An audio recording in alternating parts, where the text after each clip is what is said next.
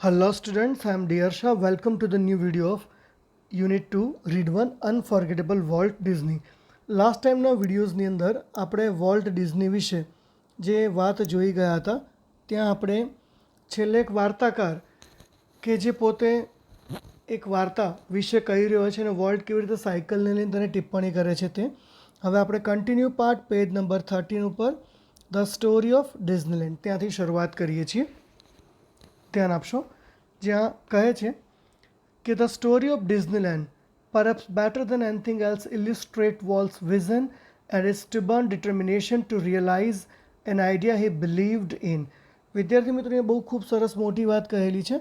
પહેલાં અહીંયા આમાં આપેલા જે હાર્ડવર્ડ્સ છે આપણે જોઈ લઈએ કે જ્યાં સૌથી પહેલાં વર્ડ્સ આપેલો છે ઇલ્યુસ્ટ્રેટ્સ. હવે ઇલ્યુસ્ટ્રેટ્સ જે છે એનો અર્થ થાય છે કોઈ વસ્તુને વર્ણિત કરવી દ્રષ્ટાંત સાથે. અને સ્ટબર્ન તમને બધાને ખબર છે હઠીલું કે જીદ ભર્યું, અને ડિટર્મિનેશન એટલે દ્રઢ સંકલ્પ, નિશ્ચય જેને કહેવામાં આવે છે, દ્રઢ સંકલ્પ શક્તિ કે નિશ્ચય. તો અહીં કહે છે કે જે સ્ટોરી ઓફ ડિઝનીલેન્ડ છે, ડિઝનીલેન્ડની વાર્તા છે ને તે perhaps better than anything else, કદાચ બીજી કોઈ પણ બાબત કરતાં જો ખૂબ સારું દ્રષ્ટાંતિક વર્ણન કરી શકતી હોય તો તે છે વોલ્ટ્સ વિઝન, તે છે વોલ્ટનો દ્રષ્ટિકોણ અને હી ઇઝ અ સ્ટબર્ન ડિટર્મિનેશન, અને જે તેની હઠીલી દ્રઢ નિર્ણય શક્તિ હતી ટુ રિયલાઇઝ એન આઈડિયા, કે પોતે જે વિચારમાં કરે છે, જે વિચારમાં વિશ્વાસ કરે તે છે તેને સાકાર કરી બતાડવો. એટલે અહીં કહે છે કે જે ડિઝનીલેન્ડની વાર્તા છે એ બીજી કોઈ વસ્તુનું સારું દ્રષ્ટાંતિક વર્ણન કરે એના કરતાં વોલ્ટની જે પોતાની જે દ્રષ્ટિ હતી અને એની જે હઠભરી દ્રઢ નિર્ણય શક્તિ હતી કે પોતાના વિચારોમાં તે સાકારતા કેળવી શકે છે તેનું સૌથી સારામાં સારું વર્ણન કરતી. ફોર યર્સ, અનેક વર્ષો સુધી Walt had quietly nurse the dream of a new kind of amusement park. હવે ફરી એક નવો વર્ડ આવે છે ટુ નર્સ. હવે નર્સ એટલે આપણે જનરલી હોસ્પિટલમાં પરિચારિકા તરીકે ઓળખતા હોઈએ છીએ, પણ એ વર્બ તરીકે ટુ નર્સ એટલે પોષવું થાય અથવા તો તેની માવજત કરવી, જાળવણી કરવી, સાદી ભાષામાં શુશ્રૂષા કરવી પણ કહેવાય. અમ્યુઝમેન્ટ પાર્ક જે આનંદને લગતો અમ્યુઝમેન્ટ પાર્ક હોય છે તે તો કહે છે કે વોલ્ટે કેટલાય વર્ષો સુધી પોતાના એક નવા પ્રકારના સપના ભર્યા અમ્યુઝમેન્ટ પાર્કને પોતાની અંદર ચૂપચાપ પોષે રાખ્યું, અંદર એની જાળવણી કરે રાખી, એટલે એનું સિંચન કર્યા કર્યું, બિલકુલ શાંતિથી, કોઈને કહ્યું નહીં. અને હવે એક સરસ વાક્ય કહે છે કે જે તેનો અમ્યુઝમેન્ટ પાર્ક છે તે it would be a potpourri of all the ideas conjured up by his fertile imaginations. હવે અહીં પણ બહુ સરસ સરસ હાર્ડવર્ડ્સ તમને લોકોને આપેલા છે, જેમાં આપણે જોઈએ કે અહીં એક વર્ડ સૌથી પહેલાં આપણને મળે છે પોટપુરી. હવે પોટપુરી એટલે એમ કહેવાય મહાકુંભ, બરાબર, જેને કલેક્શન એક પ્રકારનું કહી શકાય છે, સંગ્રહ. મહાકુંભ કે પોટ એટલે ઘડો થાય, તો પોટપુરી એટલે મહાકુંભ ઘડો. કન્જર્ડ અપ એટલે ક્રિએટેડ, રચના પામેલ કે સર્જન પામેલ જેને કહેવામાં આવે છે, અને ફર્ટાઇલ ઇમેજિનેશન એટલે કે ફળદ્રુપ કલ્પના શક્તિ જેને કહી શકાય છે. તો જેમાં કહે છે કે એ જે એનું અમ્યુઝમેન્ટ પાર્કનું સપનું હતું ને તે it would be a potpourri of all the ideas, તે તેના તમામ વિચારોનો મહાકુંભ હતો. કયા વિચારો? જે કન્જર્ડ અપ કે જે સર્જન પામેલા હતા બાય હિઝ ફર્ટાઇલ ઇમેજિનેશન, તેની ફળદ્રુપ કલ્પના શક્તિ વડે. એનો મતલબ કે તેનું અમ્યુઝમેન્ટ પાર્કનું જે સપનું હતું તે તેની ફળદ્રુપ કલ્પના શક્તિમાંથી સર્જન પામેલા ખૂબ સારા વિચારોનો મહાકુંભ હતું. આ વાક્ય પણ વિદ્યાર્થીઓ આપણને ટ્રુ અને ફોલ્સમાં અંડરલાઇન માટે પૂછાઈ શકે છે, એટલે આપણે એને અગત્યનું જોવાનું છે. પોટપુરી ઓફ ઓલ ધ આઈડિયાઝ, આ વાક્ય અગત્યનું છે. હવે ત્યારબાદ આગળ કહે છે પણ the idea of sinking millions of dollars into an amusement park, પણ કહે છે આવા લાખો ડોલર રૂપિયા અને એ પણ અમ્યુઝમેન્ટ પાર્કમાં સિંકિંગ ડૂબાડી દેવા, સિંક એટલે ડૂબાડી દેવું થાય, પરંતુ કહે છે આવા લાખો કરોડો રૂપિયા એ પણ એક અમ્યુઝમેન્ટ પાર્કમાં ડૂબાડી દેવા. અને કયા અમ્યુઝમેન્ટ પાર્કમાં? Even Walt's kind of an amusement park, અને પણ જેવી વોલ્ટે કલ્પના કરી હતી તેવા પ્રકારના અમ્યુઝમેન્ટ પાર્કમાં ડૂબાડી દેવા. સીમ સો પ્રીપોસ્ચરસ, બિલકુલ એબ્ઝર્ડ, પ્રીપોસ્ચરસનો અર્થ થાય એબ્ઝર્ડ, અયોગ્ય, એ બિલકુલ અયોગ્ય જણાતું હતું લોકોને, બાકીના લોકોને, વોલ્ટ સિવાયના બાકીના લોકોને આ પ્રકારે અમ્યુઝમેન્ટ પાર્કમાં અને પણ વોલ્ટ પ્રકારના અમ્યુઝમેન્ટ પાર્કમાં લાખો રૂપિયા ડૂબાડી દેવા અયોગ્ય લાગતું હતું. તેથી જ વોલ્ટ બચારો he would mention it to anyone, તે કોઈને પણ તેનું વર્ણન નહોતો કરતો. એણે કદી હી વુડન્ટ મેન્શન, તેને કદી પોતાના સપનાનું કોઈને વર્ણન ન કર્યું. અને ચૂપચાપ હી જસ્ટ ક્વાઇટલી બિગેન પ્લાનિંગ, તેને જાતે એકલા આ વસ્તુ ઉપર પ્લાનિંગો કરવાનું શરૂ કરી દીધું. એટલે ક્યાંક ને ક્યાંક પેરેગ્રાફમાં એવું આપ્યું છે કે વોલ્ટ પોતાના મનોમનમાં જે સપનું સેવી રહ્યો હતો અમ્યુઝમેન્ટ પાર્કનું, અને એમાં એ ખૂબ સારી દૃષ્ટિકોણથી આગળ વધવા માંગતો હતો, પણ લોકોના મને કદાચ એ ગાંડપણ કે ગેલછા જણાતી હતી, એટલે એણે પોતાનું આ સપનું કોઈની સાથે પ્રારંભિક અવસ્થામાં શેર ન કર્યું અને પોતે એના પર ચૂપચાપ પ્લાનિંગ કરતો રહ્યો. હવે આગળ કહે છે, એઝ યુઝ્યુઅલ, રાબેતા મુજબ, though he infused all of us with his own enthusiasm. હવે એક ફરી નવો વર્ડ આવે છે તમારા માટે, ઇન્ફ્યુઝ. હવે ઇન્ફ્યુઝનો અર્થ થાય છે જોડી દેવું, સંયોજિત કરવું. જેમ તમે ડિફ્યુઝ અને ઇન્ફ્યુઝ શબ્દ સાંભળ્યા હશે, તો ઇન્ફ્યુઝ એટલે જોડી દેવું, અને ઇન્થુઝિયાઝમ એનો અર્થ થાય છે ઉત્સાહ. બરાબર?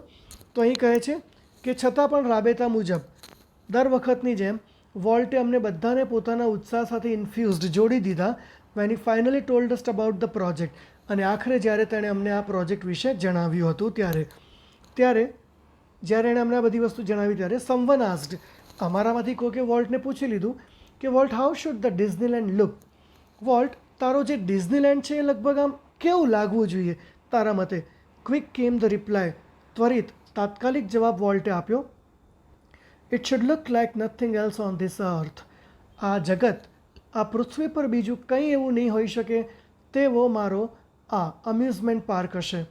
આવું વોલ્ટે જણાવ્યું. એટલે વોલ્ટ પોતાના અમ્યુઝમેન્ટ પાર્કને લઈને બહુ ઘણો બધો ઉત્સાહી હતો.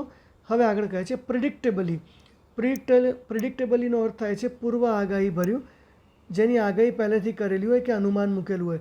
તો એના ભાઈ કહે છે પ્રિડિક્ટેબલી, પૂર્વ અનુમાનિતની જેમ, વી હેડ ટ્રબલ રેઝિંગ મની. અમને અનુમાન હતું જ પહેલેથી કે ભાઈ આવા અમ્યુઝમેન્ટ પાર્ક માટે જે ફંડ એટલે કે જે રૂપિયા એકત્રિત કરવાના છે એમાં તકલીફ આવશે. પરંતુ ડિઝનીલેન્ડ ડીડ ઓપન ઇન જુલાઈ 1955. વિદ્યાર્થીઓ, અહીંયા એક શબ્દ વિધાન વાક્યમાં ઉપયોગમાં લેવાયું છે, ટુ બી ક્રિયાપદ ડીડ ઓપન. તો એ ડીડ ઓપન અમસ્તું જ નથી આપવામાં આવેલું, પરંતુ જે ડીડ ઓપન છે ત્યાં વિધાન વાક્યમાં જ્યારે ડુ ડસ કે ડીડ પોતાનું સ્થાન લે તો તેવા સંજોગોની અંદર તેનું ગુજરાતી ભારદર્શક તરીકે જ લેવાય છે. તો કહે છે અનુમાનિત રીતે જ્યારે અમને રૂપિયા એકત્રિત કરવામાં મુસીબત પડે તેમ જણાતું હતું, પણ ડિઝનીલેન્ડ ડીડ ઓપન, ડિઝનીલેન્ડ આખરે ખુલીને જ રહ્યું. ઇન જુલાઈ 1955, યર યાદ રાખવાનું છે, આખરે જુલાઈ 1955ની અંદર અમારું ડિઝનીલેન્ડ ખુલી ચૂક્યું હતું. સિન્સ દેટ ફર્સ્ટ ડે, તે બિલકુલ પહેલા જ દિવસથી, મતલબ જ્યારે જે સાલે ઓપન થયું તેના બિલકુલ પ્રથમ દિવસથી જ millions of people have flock to see the unique creation of world's imagination. Millions, લાખોની તાદાદમાં લોકો ફ્લોક્ડ એટલે ટોળાની જેમ એકઠા થયા, એકત્રિત થયા. ફ્લોક એટલે પશુ પક્ષીઓના ટોળા માટે ફ્લોક શબ્દ વપરાય છે. તો પ્રથમ દિવસથી જ લાખો લોકોનું ઝુંડ સંદર્ભમાં આપણે લઈશું ટોળું, આ વોલ્ટના જે યુનિક અનન્ય જે સર્જન છે એની કલ્પના શક્તિનું, એને જોવા માટે ત્યાં ઘસી આવ્યું હતું, દોડી આવ્યું હતું. લાઈક અ કિડ, અને એક નાના બાળકની જેમ, વિથ અ ન્યૂ ટોય, કે જાણે છે ને પેલા કોઈ બાળકને કોઈક નવું રમકડું આપી દીધું હોય તે રીતે. ધ બિગેસ્ટ, અને જાણે ખૂબ મોટું રમકડું, અને the shiniest toy in the world, અને જાણે કે દુનિયાનું સૌથી ચળકતું ખૂબ બેશકિંમતી રમકડું કોઈ બાળકના હાથમાં પકડાઈ દીધું હોય તે રીતે. Volt use to wonder through the park. Volt પોતાના જ અમ્યુઝમેન્ટ પાર્કમાં વિહરતો, જાતે વન્ડર, રોમ એટલે વિહરતો, અને સ્ટેરિંગ એઝ હેપીલી એઝ એની ટુરિસ્ટ, અને જેમ કોઈ એક પ્રવાસી મુલાકાતી કોઈ અજાયબી ભર્યા અમ્યુઝમેન્ટ પાર્કને નિહાળતો હોય તેમ વોલ્ટ પણ પોતાના પાર્કને નિહાળતો. એટલે વોલ્ટ પોતે જ પોતાના પાર્કમાં અમ્યુઝ થઈ જતો હતો, એસ્ટોનિશ થઈ જતો હતો. હવે આગળ જોઈએ. The overwhelming success of Walt's crazy idea triggered a dramatic about face in the Disney fortunes. Overwhelming, અતિશયોક્તિભરી, અતિહૂંફ સ્ફૂર્તિભરી. સક્સેસ એટલે સફળતા. અને એક નવો વર્ડ તમારા પાસે ફરી ઇન્ટ્રોડ્યુસ થાય છે, જેનો વર્ડ છે અહીં આગળ ટ્રિગર્ડ, એટલે વેગ આપવું અથવા બદલાવ લાવવો જેને કહી શકાય છે. તો કહે છે ધી ઓવરવેલ્મિંગ સક્સેસ, આ વોલ્ટના પાગલપંથી ભર્યા, ગાંડા જે વિચારની અતુલ્ય અદુર્લભ જે સફળતા હતી તેને ડિઝનીના નસીબની અંદર કે ભાગ્યની અંદર એક નાટ્યાત્મક ચહેરારૂપી બદલાવ પ્રસરી દીધો હતો, કે નાટ્યાત્મક બદલાવ તેમાં આપી દીધો હતો. એનો મતલબ સખત જબરદસ્ત આર્થિક સફળતા તેને મળી હતી, આટલી બધી એને સંપત્તિ મળી એનાથી. યટ છતાં સક્સેસ નેવર ચેન્જડ વોલ્ટ, સફળતાએ કદી વોલ્ટને બદલ્યો નહીં. ટ્રુ અને ફોલ્સ માટે આવશે કે શું સફળતાએ વોલ્ટને બદલ્યો? તો ના. આટલી બધી જબરદસ્ત સફળતા મળી છતાં પણ વોલ્ટ સહેજ પણ ના બદલાયો. He remain the simplest of man, તે વ્યક્તિઓમાં રહેલો ખૂબ સાદો, સરળ, પહેલાં જેવો એકદમ શાંત વ્યક્તિ જ રહ્યો, બિલકુલ સરળ વ્યક્તિ. આ પણ ટ્રુ ફોલ્સ માટે અગત્યનું છે. He remain the simplest of man. He hated parties, તે ઉજવણી મેજબાનીઓને નફરત કરતો. And his idea of night out was, night out એટલે રાત્રિમાં ક્યાંક બહાર ફરવા જવું, વિહારવા જવું, જેને નાઇટ આઉટ કહેવાય છે.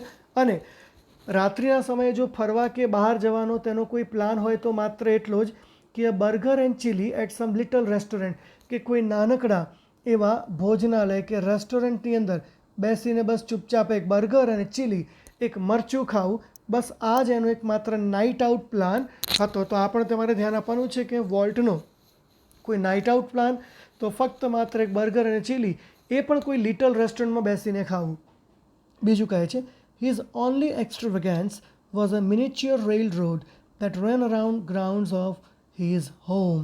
હવે કહે છે એક્સ્ટ્રાવેગન્સ, એનો મતલબ લક્ઝરી, વૈભવ જેને કહે છે, એશો આરામ, જેને કહેવાય ને વધારાનો બિનજરૂરી ખર્ચ કરવો. તો વોલ્ટના જે બિનજરૂરી ખર્ચાઓ કે જે વૈભવ આપણે ગણાવી શકાય તે માત્ર શું હતું ખબર છે? એક મિનિચ્યુઅર રેલ રોડ. મિનિચ્યુઅરનો મતલબ બિલકુલ નાનકડું, જેને કહી શકાય છે, જેને કહી શકાય છે કે એનો જે વૈભવ કે જે એશો આરામ ખાલી માત્ર ગણી શકાતો તો એક જ હતો કે તે પોતાનું જે ઘર હતું એની બહારનું જે ગ્રાઉન્ડ હતું એની આસપાસ ફરતે તેને શું કર્યું હતું, એક જે રેલ રોડ હતો ને એ રેલ રોડ ખાલી માત્ર એને બનાવ્યો હતો, જેની પર તે આ મિનિચ્યુઅર, એનો મતલબ એક રમકડાની જે ટ્રેનો હતો તે દોડાવતો કે બનાવતો કે ચલાવતો હતો. આ જ એકમાત્ર ખાલી એનો એશો આરામ કે વૈભવ ગણી શકાતો હતો.